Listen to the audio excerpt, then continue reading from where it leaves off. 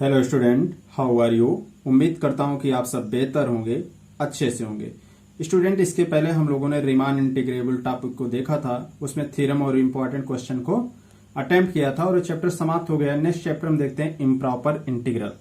आज improper integral और इसके कन्वर्जेंसी के बारे में देखते हैं। ध्यान देंगे, पहली बात तो हम इंटीग्रल के बारे में थोड़ा सा डिस्कस कर लेते हैं। तो अगर हम इंटीग्रल के बारे में देखें तो व्हाट इज द इंटीग्रल, तो हम लोगों ने इंटरमीडिएट में भी कायदे से पढ़ा है। तो इंटीग्रल को हम मेनी टाइप से डिफाइन कर सकते हैं। पहला तो कह सकते हैं कि एक डेफिनिट इंटीग्रल का नाम हम लोगों ने सुना है, ठीक है, डेफिनिट इंटीग्रल का नाम सुना है। और सेकंड में हम लोग अगर इसको देखना चाहें तो इसका इंडेफिनिट भी हम लोगों ने सुना है, इंडेफिनिट इंटीग्रल को, है ना, इंडेफिनिट इंटीग्रल।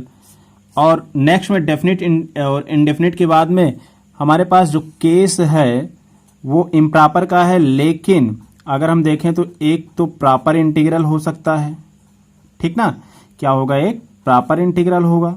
और दूसरा केस क्या हो जाएगा, यहां से अगर प्रॉपर इंटीग्रल हो गया तो नेक्स्ट में हम देख सकते हैं, यहां से हम लिख सकते हैं इसको इम्प्रॉपर इंटीग्रल। क्या लिख सकते हैं, इम्प्रॉपर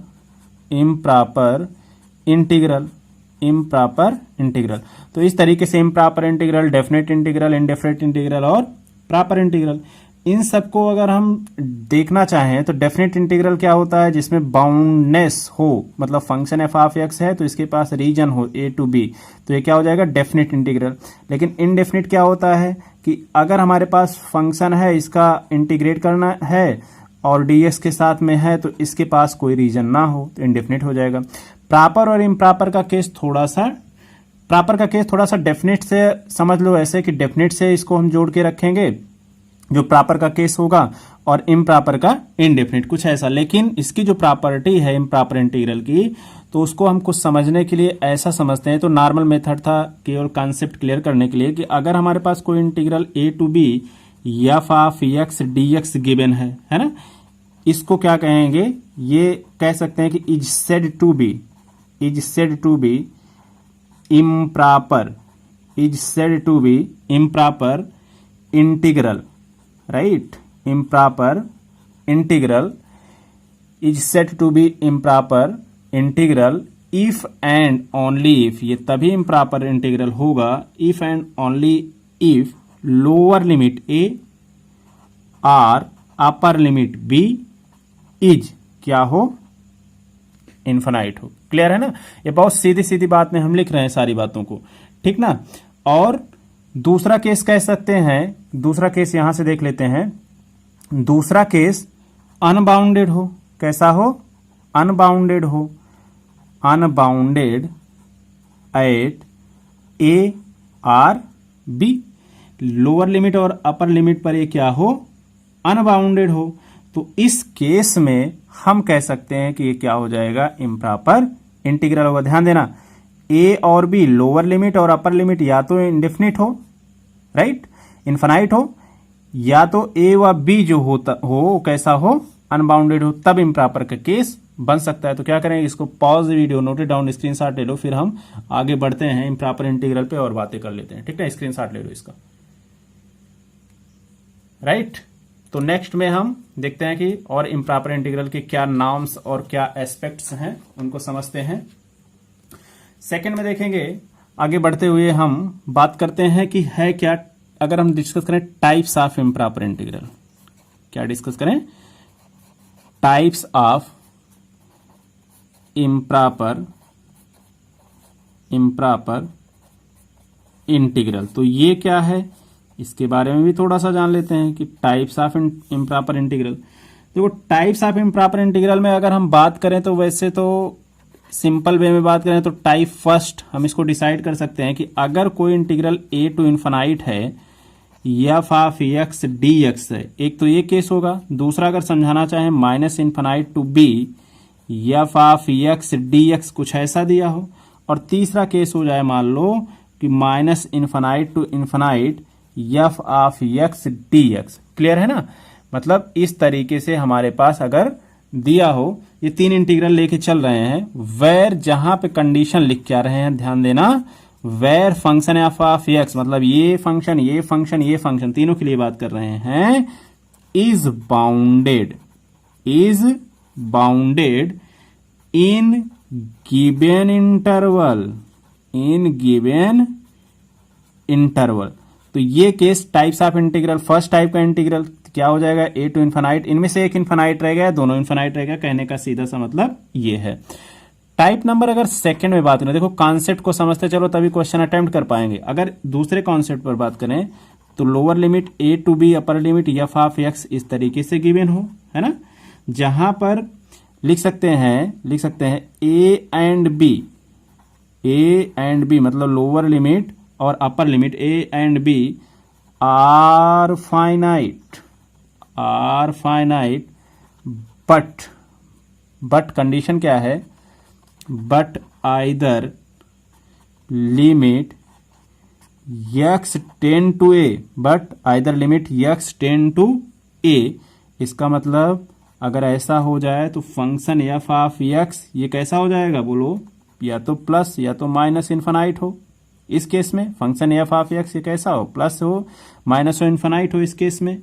और अगर ऐसा है या limit x tend to b हम मान के चलें, मतलब यहां पे अब x रखेंगे a टू x और b कहां पे जा रहा है x to b, function f of x इसकी वैल्यू प्लस माइनस इन्फिनाइट हो तो ये टाइप सेकंड की इम्प्रॉपर इंटीग्रल कही जाएगी, ठीक ना। ध्यान देंगे कि बीएससी फर्स्ट ईयर में हम लोगों ने 2 बातें और पढ़ी थी, फिर उसके बाद में हम इसके मेन टॉपिक्स को डिस्कस करेंगे। कन्वर्जेंसी पढ़ी थी बीएससी फर्स्ट ईयर में, पढ़ा था कि नहीं, कन्वर्जेंस। इसका मतलब क्या था कि ध्यान दो, अगर इंटीग्रल ए टू बी है, एफ ऑफ एक्स और डीएक्स है, और ये कैसा है, मैं चार्ट में लिख रहा हूं, फ्लो चार्ट में, फाइनाइट हो, पहला केस फाइनाइट वैल्यू हो जाए एंड यूनिक हो, इसका जो वैल्यू है फाइनाइट वैल्यू हो एंड यूनिक हो, तो इसको क्या कहेंगे हम कि ये कैसा हो जाएगा इंटीग्रल, कन्वर्जेंस होगा। कैसा हो जाएगा ये, कन्वर्जेंस होगा। समझ पा रहे हो ना, कैसा होगा, कन्वर्जेंस होगा।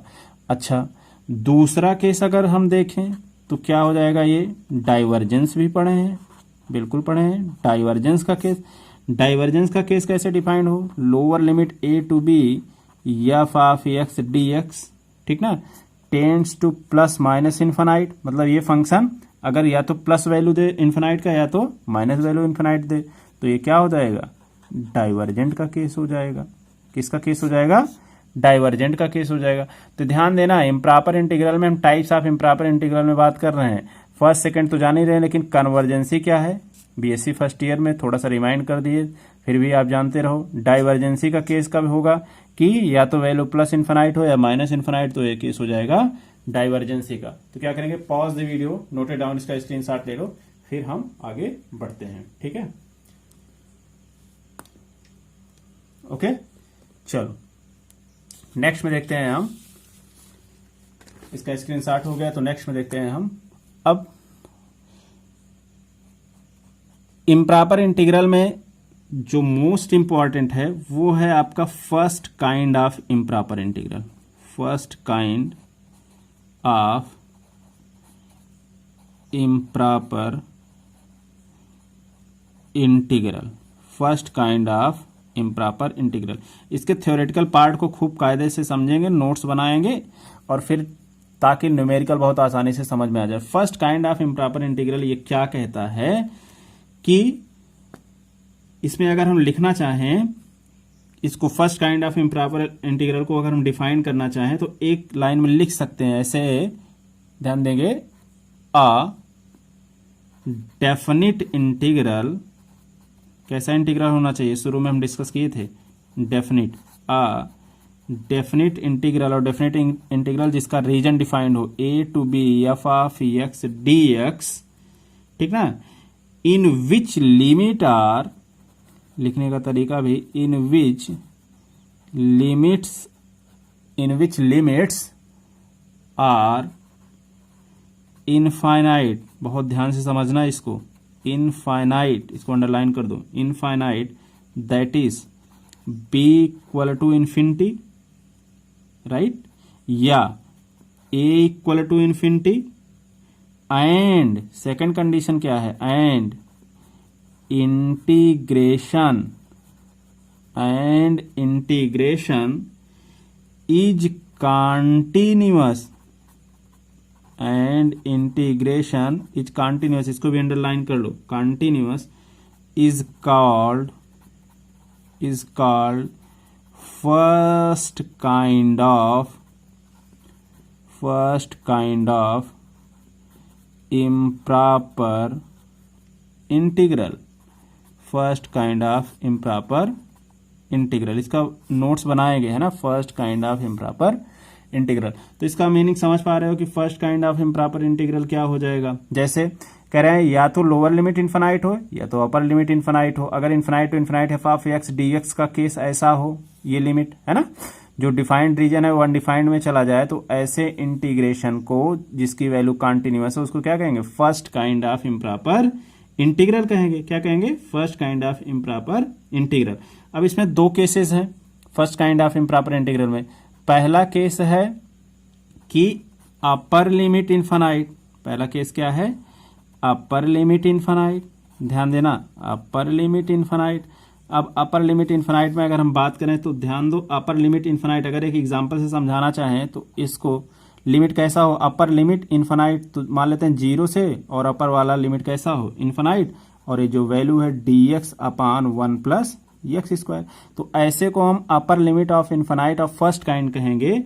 ये क्या हो जाएगा, इम्प्रॉपर इंटीग्रल में ही होगा। तो ये कैसा इंटीग्रल होगा, लिख ही दो, ये हो जाएगा first kind of improper integral, first kind of improper integral 0 to infinite dx upon 1 plus x square. तो ये first kind of improper integral, और ये जो 1 अपान 1 प्लस एक्स स्क्वायर है बाउंडेड होगा। तो दोनों कंडीशन सेटिस्फाइड कर रहा है। दूसरा कंडीशन हम एक एग्जांपल लेके आपको समझा देते हैं कि ये हो जाएगा लोअर लिमिट इन्फिनाइट। एक तो अपर लिमिट इन्फिनाइट होगा, दूसरा केस क्या हो जाएगा, लोअर लिमिट इन्फिनाइट। अब लोअर लिमिट में अगर हम एग्जांपल से समझाना चाहें तो लोअर लिमिट इन्फिनाइट मान लेते हैं minus infinite to 0 exponential x dx। तो ये क्या हो जाएगा, लोअर लिमिट इन्फिनाइट है, तो ये फंक्शन भी क्या हो जाएगा, first kind of improper integral हो जाएगा। तो समझ में आएगा ये बात। तो pause the video, note it down, screenshot ले लो, फिर आगे बढ़ते हैं। ठीक है, तो इसके फंडामेंटल्स और थ्योरम्स को ध्यान से समझते चलेंगे, और कोई बात इसमें है नहीं। ठीक ना, चलो नेक्स्ट पे चलते हैं। इसके थ्योरेटिकल पार्ट को समझते चलो। नेक्स्ट में चलते हैं। आपका नेक्स्ट केस जो है वो तीसरा केस है। ठीक है, अपर लिमिट हो गया, लोअर लिमिट हो गया, और तीसरा केस हम यहां से देखते हैं। तीसरा केस क्या है भाई, तीसरा केस हो जाएगा कि बॉथ लिमिट इन्फिनाइट लिख सकते हैं। बॉथ लिमिट, देखो बॉथ लिमिट इन्फिनाइट, इसके वर्डिंग से ही सारी बातें क्लियर हैं। बॉथ लिमिट्स इन्फिनाइट मतलब समझ पा रहे हो कि बॉथ लिमिट इन्फिनाइट क्या कह रहा है कि दोनों लिमिट ही इन्फिनाइट हो तब भी इम्प्रॉपर होगा। जैसे माइनस इन्फिनाइट टू इन्फिनाइट। अब बोलो दोनों लिमिट इन्फिनाइट है कि नहीं है, बिल्कुल है। और यहीं पर रख दो dx upon 1 plus x square. तो ऐसे लिमिट्स जो होंगे बात लिमिट इन्फिनाइट में, ऐसे लिमिट्स जो हो जाएंगे first kind of improper integral, जिसमें दोनों limits minus infinite to infinite क्या हो जाएंगे, ये इम्प्रॉपर का केस शो करेंगे, ये इम्प्रॉपर का केस शो करेंगे। अच्छा, अब कुछ केसेस और हैं, स्टार मार्क करके नोट करते चलो। इम्प्रॉपर के केसेस कुछ और हैं। जैसे फॉर एग्जाम्पल हम समझाना चाहें कि अगर मान लें a टू इन्फिनाइट है, function f of x dx है, इस तरीके से वैल्यू है, तो इसको हम ऐसे भी लिखेंगे, लिमिट a टू b, और b के स्थान पर इन्फिनाइट है तो b टेंड टू इन्फिनाइट हो जाएगा। अब इसको हम प्रॉपर में कन्वर्ट कर लिए, a to b f of x और dx। अब इसको हम इजीली वे में सॉल्व कर सकते हैं। अब तक सॉल्व करने में a टू इन्फिनाइट इम्प्रॉपर था, अब इसको प्रॉपर में कन्वर्ट करके इस पैकेट को सॉल्व करेंगे, देन लिमिट को पुट अप करेंगे, राइट। अच्छा, दूसरा नोट्स भी हो सकता है। दूसरा नोट्स कैसे, मान लो अगर a दिया है minus infinite to b, right, f of x और dx इंटीग्रेशन में, तो इसको क्या लिखेंगे भाई, लिमिट। अब ये लोअर लिमिट a है तो a कहां पे जाएगा, माइनस इन्फिनाइट पे जाएगा, राइट। और इसका मतलब a टू b फंक्शन कैसा होगा, f ऑफ x और dx। ये दूसरा केस हो जाएगा, ठीक ना। तीसरा केस क्या हो जाएगा, तीसरा केस ध्यान देंगे तीसरे केस में अगर हम बाथ लिमिट को इन्फिनाइट कर दे, जैसे माइनस इन्फिनाइट टू इन्फिनाइट, और ये केस हो जाएगा एफ ऑफ एक्स और डी एक्स, तो लिखेंगे क्या, बोलो, लिखेंगे लिमिट, पहला ए टू बी है ना, तो बी कहाँ पे जा रहा है, बी इन्फिनाइट पे जा रहा है, तो इसका मतलब यहां से लिखेंगे बी इन्फिनाइट पे जा रहा है, तो ए टू बी, ये पहला केस हो जाएगा F of x d x, और दूसरा पैकेट भी बचा है, दूसरे पैकेट में लिमिट, ये केस बी टू इन्फिनाइट है ना, और ये केस भी क्या हो जाएगा, बी टू माइनस इन्फिनाइट होगा, ये case b to minus infinite हो जाएगा, या ए टू बी, या दोनों लिमिट बी भी लिख सकते हैं, या एक को ए लिख लो, ए टू बी, इसको ए लिख देते हैं, ज्यादा ठीक पड़ेगा, ए टू माइनस इन्फिनाइट और बी टू इन्फिनाइट, तो इसको भी लिख सकते हैं भाई, क्या लिख सकते हैं यहां से, ये कंडीशन एफ ऑफ एक्स और d x, f of x और डी एक्स दिखाई पड़ रहा है ना, एफ ऑफ एक्स और डी एक्स, तो ये जो केस है minus infinite to infinite f of x d x को हम इस तरीके से लिख सकते हैं, और या एक कंडीशन हो जाएगा, अगर यहां से लिखना चाहें तो ये ए जो रन कर रहा है हमारा लिमिट, ए वाला लिमिट, वो कहां से कहां तक रन कर रहा है, minus infinity to plus infinity तक, है ना, तो इसका मतलब अगर ये माइनस इन्फिनिटी टू इन्फिनिटी का वैल्यू जो है कैसा आ जाए, काउंटेबल हो, मतलब फाइनाइट हो, तो कन्वर्जेंट होगा, और इसका वैल्यू अगर कन्वर्जेंट नहीं आता है, फाइनाइट नहीं आता है, तो वैल्यू कैसा आ जाएगा, डाइवर्जेंट आ जाएगा। ये दो केस हम समझ पा रहे हैं ना। अब फिर से एक बार समझ लो, बी टू इन्फिनाइट लिमिट, तो इसका मतलब देखो, इसका मतलब जो minus infinity to infinity f of x d x को तोड़ रहे हैं, बी टू इन्फिनाइट, बी कहाँ पे पहुंच रहा है, इन्फिनाइट पे, तो यहां से minus infinity to a to b लिख रहे हैं, लेकिन ये जो पहलू है माइनस इन्फिनिटी से इन्फिनिटी के बीच में रन कर रहा है, इसलिए ए टू बी डायरेक्ट लिख रहे हैं, है ना, और ये जो वैल्यू है ये भी बी से, सॉरी ये बी होगा, क्या होगा, बी होगा, ये बी से इन्फिनिटी तक जा रहा है, तो इसका मतलब माइनस इन्फिनिटी नहीं होगा, यहाँ पे थोड़ा सा ध्यान देने वाली बात है, बी से इन्फिनिटी इसकी भी लिमिट होगी, ठीक ना, तो इसका मतलब हो जाएगा, तो ये जो फंक्शन बन रहा है ये भी ए से बी तक ही जाएगा, function f of x d x, और ये लिमिट सेम है बी टू इन्फिनिटी, और ध्यान देना सिर्फ एक बात, ए जो रन कर रहा है, यहाँ पे ध्यान देंगे, ए रन कर रहा है माइनस इन्फिनिटी से इन्फिनिटी के बीच में, मैं बार बार कर रहा हूं क्योंकि एक कांस्टेंट लिमिट के रूप में है, ठीक ना, और एक कांस्टेंट लिमिट के रूप में अगर है तो ये रन कर रहा है किसके बीच में, माइनस इन्फिनिटी टू इन्फिनिटी के रूप में रन कर रहा है, इस बात को ध्यान देंगे। या अगर एक एग्जांपल से और समझाना चाहें तो थोड़ा सा इसको क्लियर कर लो भाई, माइनस इन्फिनिटी टू इन्फिनिटी, यहां से देख लो अगर डाउट है तो, F of x d x, इसको क्या लिख सकते हो, देखो माइनस इन्फिनिटी टू ए लिख सकते हैं, right, F of x d x लिख सकते हैं कि नहीं, प्लस दूसरे केस में क्या लिख सकते हो, a to plus infinity f of x d x लिख सकते हो कि नहीं, ये माइनस इन्फिनिटी से infinity function f of x run कर रहा है, और ए देखो, ए दोनों में सेम है, वही same criteria, b tending to infinity, b tending to infinity, और ए रन कर रहा है माइनस इन्फिनिटी टू इन्फिनिटी, तो ये चारों केस हैं, इनको क्लियर कर लो ध्यान से। Pause the video, note it down, इसका स्क्रीनशॉट ले लो, ठीक है, फिर आगे बढ़ते हैं। अगर ये ना समझ में आया तो फिर से समझा दे, ये case minus infinity infinity, b to infinity है, b tends to infinity, b tends to infinity, दोनों में लिमिट सेम है, ध्यान ये रखना, ए रन करेगा माइनस इन्फिनिटी से इन्फिनिटी के बीच में, तो स्क्रीनशॉट ले लो, फिर आगे बढ़ते हैं, ठीक ना। ये बहुत चारों इंपॉर्टेंट फार्मूले हैं, इन चारों को ध्यान में रखेंगे, है ना। First kind of integral for improper के लिए ये कंप्लीट होता है हमारा, ठीक है, first kind of improper integral. यहां से ये केस हमारे पास हो गया। अब देखते हैं हम second kind of improper integral, ठीक है, second kind of improper integral, second kind of improper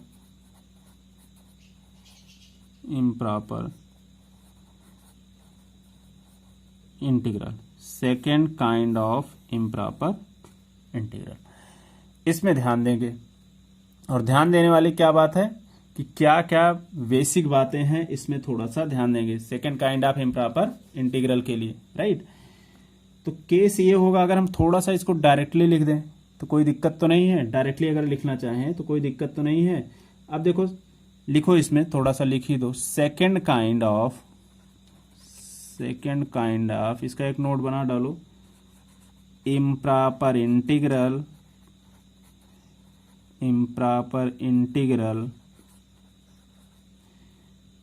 is in which, ध्यान देना इसके बाद, in which limits are finite,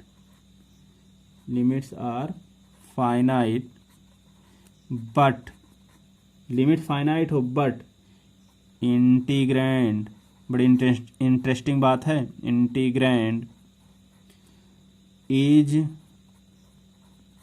infinite, इसको अंडरलाइन कर लो, जिसमें लिमिट क्या हो, फाइनाइट हो, लेकिन इंटीग्रैंड जो आ रहा है, इंटीग्रैंड वो कैसा होना चाहिए, इनफाइनाइट। तो इसको हम second kind of improper integral के रूप में देखेंगे।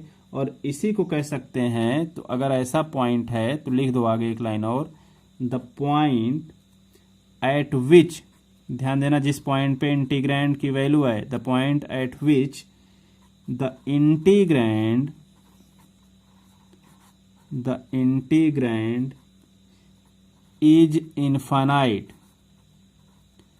is infinite is called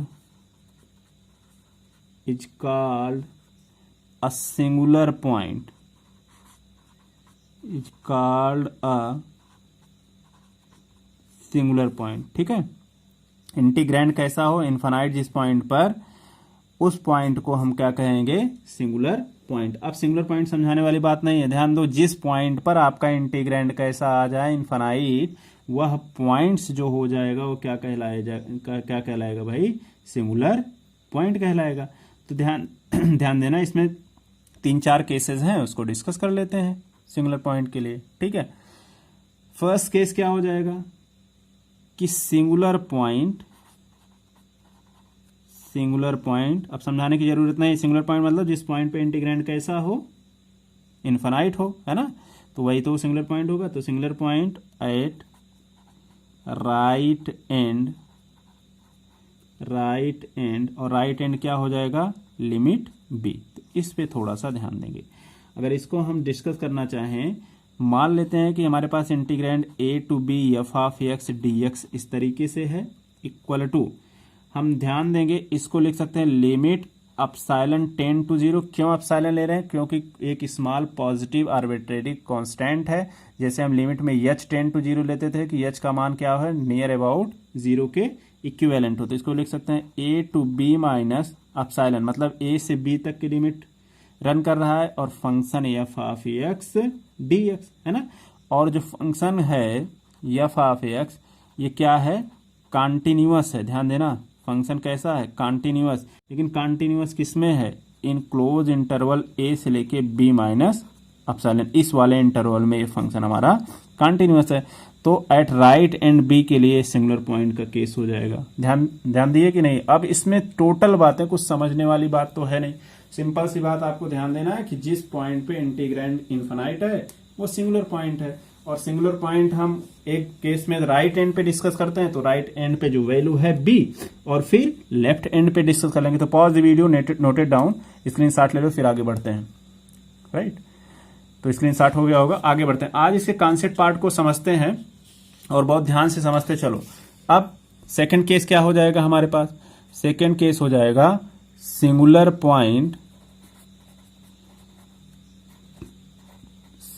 point किस पर, at left end, that is a, left end that is a. तो सिंगुलर पॉइंट लेफ्ट एंड पे देखते हैं, लेफ्ट एंड पे स्मॉल ए है, तो इसको अगर हम लिखना चाहें तो a to b f of x dx mathematically लिख रहे हैं, इक्वल टू, इसको भी लिख सकते हैं लिमिट अपसाइलन टेंड टू 0। लेकिन केस कैसा हो जाएगा इस बार, कैसा, अपसाइलन टेंड टू 0, तो लेफ्ट हैंड a पे डिस्कस कर रहे हैं, तो क्या हो जाएगा a प्लस अपसाइलन, क्योंकि लेफ्ट हैंड पे पॉजिटिव वैल्यू होगा, b f of x dx। इसको इस फॉर्म में लिखा जा सकता है, ठीक ना, सिंगुलर पॉइंट को।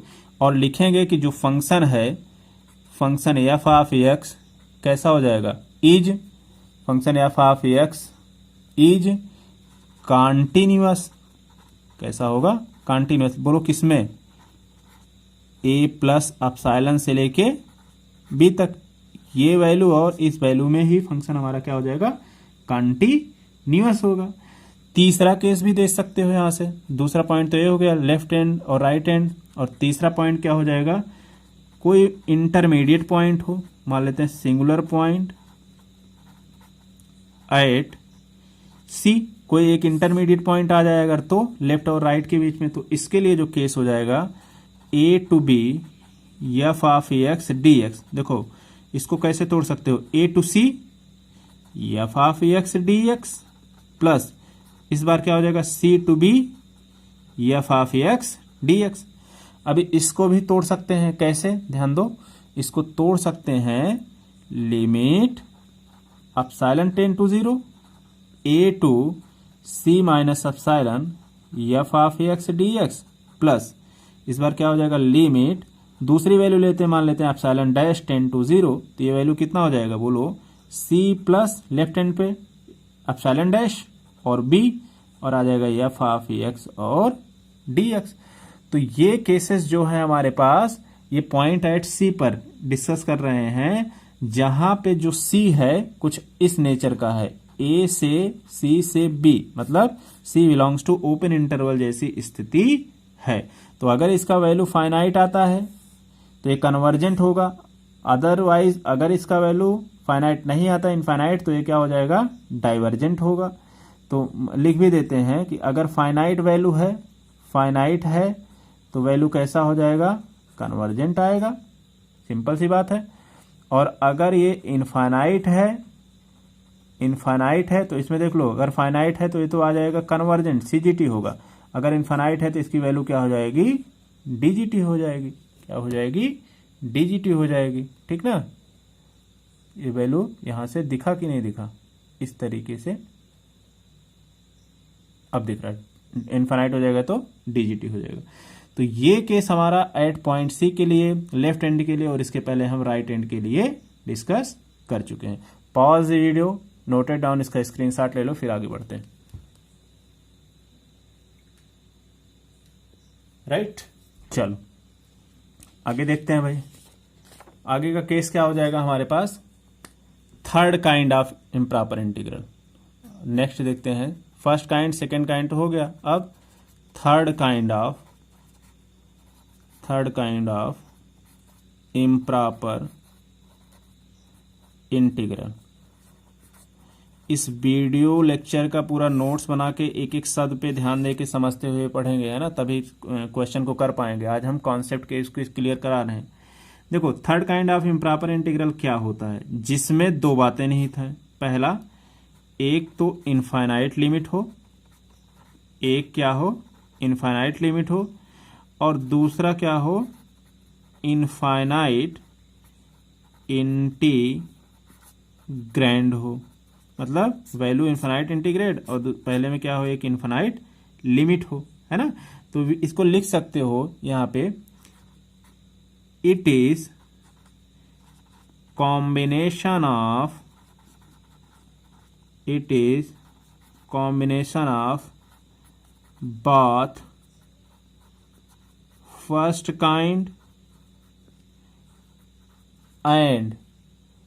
both first kind and second kind, यहां से लिखेंगे सेकेंड काइंड इम्प्रॉपर